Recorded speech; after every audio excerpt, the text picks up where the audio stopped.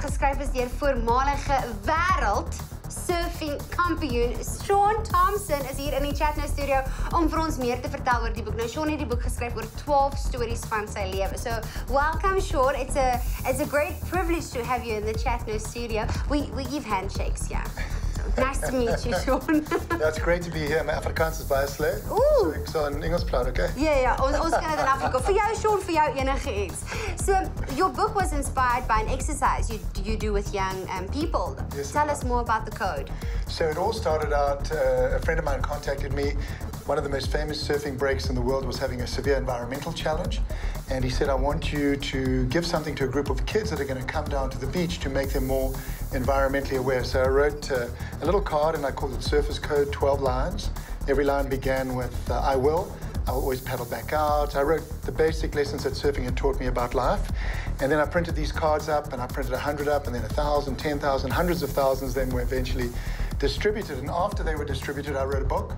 And then I spoke at a kids' school in Santa Barbara, which is where I now live, and I asked the students, write your own codes. Write the same thing that I wrote in half an hour so many years ago. So they wrote me their own codes. And the very first line of code I got back from a young girl was, I will be myself. And it was so inspiring to me that I thought, man, I'm going to write another book, specifically for teenagers to encourage positive choice, to encourage an activation of their willpower. That is beautiful. I'm feeling like so inspired just while talking to you. But so you just said 12 lessons. You started with the 12 lessons of surfing, and in the book there's 12 stories and there's 12 chapters, but they're not in chronological order. No, there's no chronological order. The first chapter, well, every single chapter title is inspired by a young person. So they sent me, I've got thousands and thousands of, I call them codes from young people, and I picked 12. Mm-hmm. First one is I'll be myself. And the last one is I'll share stories. And they all came from the students. And then out of these different codes, I built stories around them from my life perspective. So what I do with the book, my book is just a simple perspective. There's no prescription in there. And on page 132, which is the last part of the book, there's a way that students can write their own codes. So it's a lesson in self-empowerment, a lesson in positive visualization.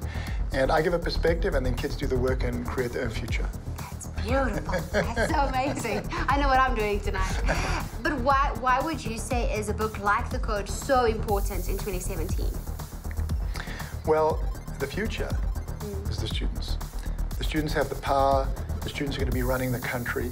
And I think there is so much negativity when one looks at leadership, not just in South Africa, but across the face of the world.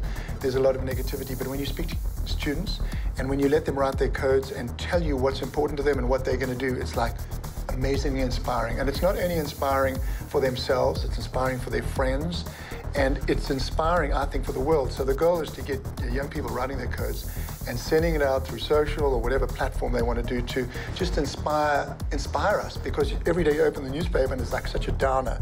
But every time I get an email and there's a kid's code in there, my mind is blown and I go, wow, these kids know what's happening. So students have the power, they have the power to inspire all of us, and that's why I wrote it. That's beautiful. So was it hard, because the book is aimed at teenagers, and was it hard communicating to them now since so much has changed when you were last a teenager? Well, I think a lot has changed, while a lot has remained the same. I think the basic building blocks of character and integrity are the same. Self-discipline, commitment to a positive future, brotherhood, camaraderie, honesty, integrity. These basic values, love, faith, hope, optimism, sharing, these basic values have stayed constant, and they will stay constant. And I think young people are way more connected to them in many ways because they're experiencing these characteristics for the first time. Maybe they're being taught by their parents, their teachers, and they have this hope that is just all-encompassing. They have this optimism that's all-encompassing. I went into one school, I've been talking at schools all around the country. I went into this one very, very poor school called Supisi Sisizwe in KwaZulu-Natal, and I walked into the headmaster's office.